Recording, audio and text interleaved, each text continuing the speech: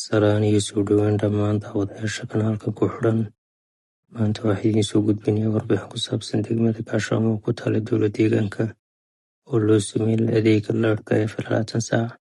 Degmada Gaashaamo ayaa si rasmi ah u heshay adeeg leer oo shaqeynaya 24 saac kadib mashruuc cusub oo lagu balaadhinayo korontada deegaanka. Mashruucan ayaa la sheegay inuu yahay mid muddo la sugayay, isla markaana wax weyn ka bedeli doona nolosha bulshada degmada.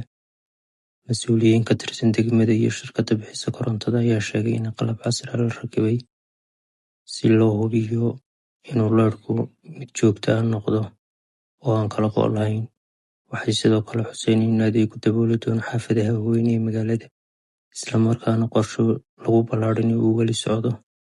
Qaar ka mid ah dadka deegaanka ayaa soo dhoweeyay tallaabadan, iyagoo sheegay in leerka 24 saac uu ka caawin doono ganacsiga, waxbarashada iyo adeegga caafimaadka. Isla markaana ganacsatada ayaa tilmaamay inay hadda shaqeyn karaan maalin iyo habeen.